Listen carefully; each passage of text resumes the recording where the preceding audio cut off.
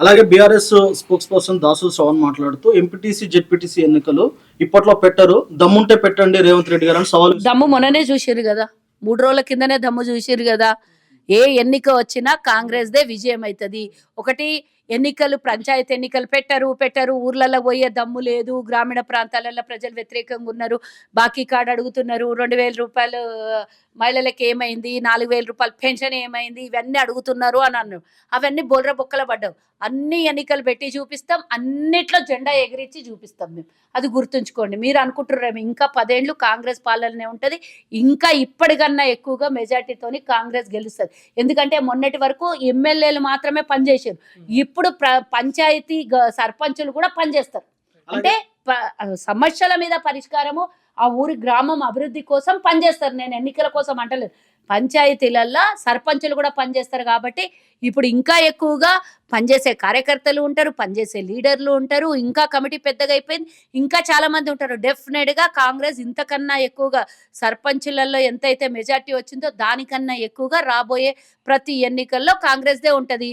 ఒకసారి నీకు కంటోన్మెంట్ ఎన్నికలైనప్పుడు తెలివి వచ్చి ఉండాలి. జూబ్లీహిల్స్లో మేము గెలిచినప్పుడు సోయి రావాలి.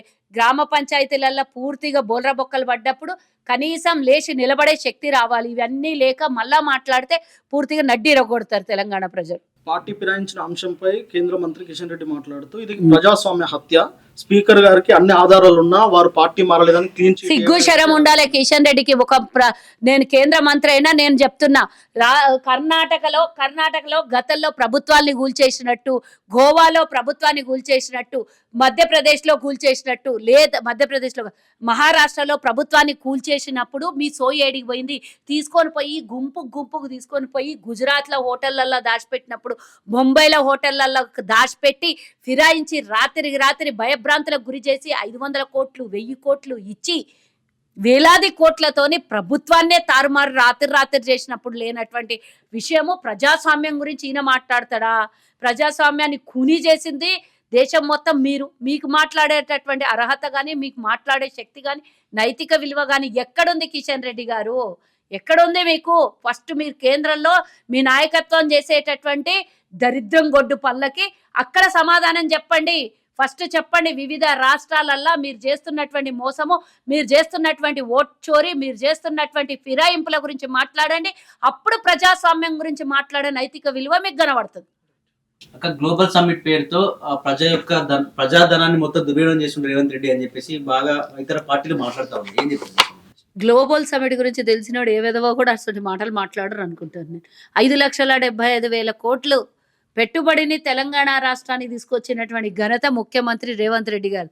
10 ఏళ్ళు పరిపాలన చేసినా కనీసం పట్టుమని 1,00,000 కోట్లు కూడా దేనటువంటి విధవలందరూ కూర్చొని ఈరోజు ఖర్చు పెట్టిన డబ్బు అది చూపిస్తున్నారు. కానీ దాని వెనకాల రేపు పొద్దున రాబోయే కాలానికి రాబోయే జనరేషన్ రేపు పొద్దున్న ఉద్యోగ పరంగానో, వ్యాపార పరంగానో, లేకపోతే ఆర్థికంగా ప్రభుత్వానికి కలిగేటటువంటి లాభాల్ని ఆలోచించకుండా, సమ్మిట్ పెట్టకుండా వివిధ దేశాల నుంచి వచ్చి ఏ విధంగా ఇక్కడ పెట్టుబడులు పెడతారు. సమ్మిట్ ప్రపంచ దేశాలు చూడడం కోసము, ప్రపంచ దేశాల దృష్టి తెలంగాణ మీద పడాలి, ప్రపంచంలో 4వ సిటీగా హైదరాబాద్ ఆవిర్భవించాలి అని మేము పడుతున్నటువంటి కృషిలో భాగంగా భారత్ సమ్మిట్, ఇది గ్లోబల్ సమ్మిట్ పెట్టి మేము ఈరోజు దాన్ని ఒక ఎస్టాబ్లిష్డ్ భారతదేశంలో ఉన్న రాష్ట్రాలతో మా పోటీ కాదు, ప్రపంచంలో ఉన్న దేశాలతో మా పోటీ అని అన్ని రంగాల్లో ఉన్నటువంటి భారతదేశంలో కానీ తెలంగాణలో ఉన్నటువంటి అన్ని రంగాల్ని ఇన్వాల్వ్ చేస్తూ, ఇటు ఐటీ సంస్థని, అటు సినీ ఇండస్ట్రీని, ఇటు వ్యాపారాన్ని, ఇటు బిల్డర్స్ని, అటు చదువుకున్నటువంటి మేధావుల్ని అందరినీ కలిపి ఒక్కతాటి మీదకి తీసుకొని వస్తే పనికి మాలినోడంట ఏమో అన్నాడంట, ఇంకా పని లేదు, చెత్త మాటలు, చెత్త వేషాలు, ఏ మంచి పని చేసినా కాళ్ళకు కట్టె అడ్డం పెట్టేసి పడేసుడు తప్పించి ఇంకో పని శాతగానటువంటి వాళ్ళు 10 ఏళ్లల్లో వాళ్ళు చెయ్యని పనులు మా ప్రభుత్వం వచ్చినాక చేస్తుంది. కాబట్టి కళ్ళల్లో ఇసుక పోసుకొని చూస్తున్నారు. ఇసుక పోసుకొని నలిపి గుడ్డోళ్ళు అవుతారు. జాగ్రత్త. తెలంగాణ ప్రభుత్వం ప్రజా సంక్షేమం కోసం ప్రజాపాలన చెయ్యాలని ప్రయత్నం చేస్తుంది. ఇక్కడ ఒక దిక్కు ఎడ్యుకేషన్ కోసము, ఒక దిక్కు స్పోర్ట్స్ కోసము, ఒక దిక్కు చదువులలో పిల్లలు రాణించాలని ఇంటిగ్రేటెడ్ విద్యాలయాలు, ఐటీ సంస్థలు పెరగాలని వివిధ దేశాలతోని, వివిధ సంస్థలతోని పెట్టుబడుల్ని ఆకర్షించడం కోసం సమ్మిట్ పెడితే తప్పకుండా ఖర్చు అవుతుంది. ఒక గింజ ఖర్చు పెడితే 100 గింజలు పుడతాయి అని అనుకుంటేనే మనం విత్తనాలు వేస్తే గింజలు పుడతాయి. ఆ గింజనే వేయకపోతే విత్తనమే వేయకపోతే మొలక ఎట్లా ఎత్తుతుంది? దానికి పండే పంటను ఎట్లా కోసుకొని తింటాము? మొలక గురించి మీరు ఒక గింజ గురించి ఆలోచిస్తే రేపు పొద్దున మొలకెత్తిపోయే ధాన్యాన్ని ఆలోచించకుంటే మీరు చదువుకున్న మూర్ఖుల, చదువురాని సన్యాసులా, లేకపోతే తెలివి ఉండి కావాలని మీకు చేతగాంది మేము చేస్తున్నామని ఏడుపో నాకైతే తెలియదు. కానీ సమ్మెటికైనటువంటి ఖర్చులు ఈరోజు విదేశీ పెట్టుబడులు కానీ అంతెందుకు ట్రంప్ టీం వచ్చి 1,00,000 కోట్లు వేదిక మీద అనౌన్స్ చేసిపోయింది. 1,00,000 కోట్లు అనౌన్స్ చేసిపోవాలనంటే ఊరికే ఇట్లా వచ్చి ఇట్లా పిలిచి మన ఇంటి పాలేరోడో ఎవరో వచ్చి ఇట్లా పిలిస్తే ఇట్లా ఇచ్చిపోయినట్లు కాదు. అది ఒక ప్రపంచ దేశాల్ని శాసిస్తున్న అమెరికా ట్రంప్ టీం వచ్చి తెలంగాణలో ఒక వేదిక మీద నిలబడి 1,00,000 కోట్లు అనౌన్స్ చేసిందంటే మీతో కాని పనిని అది సాధ్యమయ్యే పనేనా మీ వల్ల? అయితే మేము అసాధ్యాన్ని సుసాధ్యం చేసినటువంటి మా ప్రభుత్వానికి, చింపేసిన ఇస్రాకును కుడుతున్న మా ప్రభుత్వానికి పేర్లు పెట్టాలని చూస్తే నేను ఇందాక చెప్పిన కదా, కళ్ళల్లో ఇసుక పోసుకొని చూస్తారు కాదు, జనాలు ఇసుక పోస్తారు మీకు.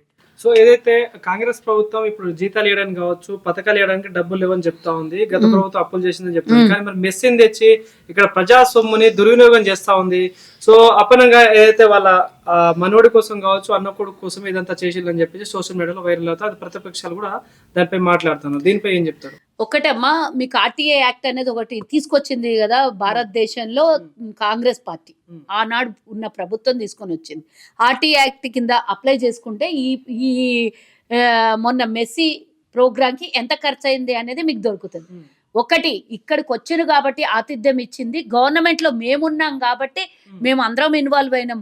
అఫ్ కోర్స్ రేవంత్ రెడ్డి మన్మడ ఆడడం కోసం గ్రౌండ్ ఏమైనా ఆడిండా? మీరు చూసిన కళ్ళు కబోదులు ఎత్తుకపోయినా లాస్ట్ కు ఆయన పోతూ ఉంటే మన్మడిని తీసుకొని వచ్చి, ఎవరికైనా ఒక చరిత్రకారుడైన మెస్సీ అనేవాడు ప్రపంచ దేశాలు ఆయనను చూస్తున్నాయి, అవకాశం ఉంది ముఖ్యమంత్రి మనవడు కాబట్టి కాస్త అక్కడ తీసుకొని వచ్చి ఒక ఫోటోకి ఆ పిల్లోడు ఫుట్బాల్ తంతే ఫోటో తీసిరు, అంతే తప్పించి ఫుట్బాల్ పెట్టి తంతే గ్రౌండ్ లో ఏంటన్నా కూర్చున్న బీఆర్ఎస్ వాళ్ళు పిచ్చి పిచ్చి మాట్లాడేటోళ్ళు దెబ్బ తగిలింటే తెలుస్తుండే అది మెస్సీ కొట్టిన దెబ్బ.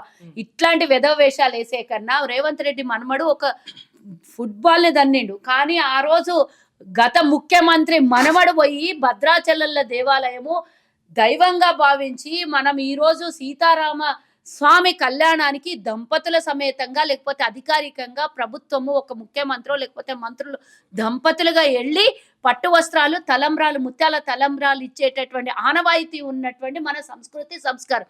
అలాంటిది వదిలేసి పెళ్లిగాని మనమండి గింత పోరగాన్ని, అసలు ప్రభుత్వంతో సంబంధం లేనటువంటి పోరగాన్ని తీసుకొని పోయి ఆ రోజు భద్రాచలంలో ఇచ్చినటువంటి పట్టు వస్త్రాలు లాగా అనుకున్నారా ఏందన్నా? ఇది మీకు తేడా తెలియదేమో, మీకు జ్ఞానం లేదేమో, మీకు ఆ సోయి లేదేమో, కానీ మాకు మంచి సోయి ఉన్నది. ఎవరి తమ్ముని కొడుకుకో ఎవరి మనమడు కోసమో పెట్టిన ప్రోగ్రాం కాదు. మెస్సీ భారతదేశానికి వచ్చిండు. కేరళలో ప్రోగ్రాం క్యాన్సిల్ అయితే తెలంగాణకి తీసుకొని రాగలిగినటువంటి సత్తా ఉన్న మా నాయకులు, మా ప్రభుత్వం, అది గుర్తుంచుకోండి. ఇక్కడికి వచ్చి ఆడిపోయిన తర్వాత ప్రపంచం అంతా ఆ రోజు తెలంగాణ వైపు చూసింది.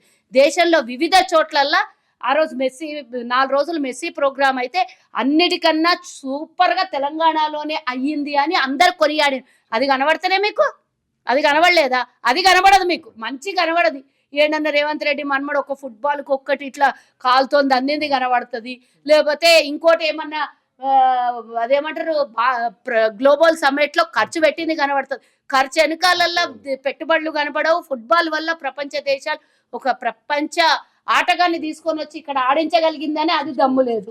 ఆ శాతగాని పనులు శాతరానోడు ఏం చేస్తాడు? సీతారామ అంటాడు. ఇట్లనే వాళ్ళు చేసేటోళ్ళని ఏమంటాం మనం?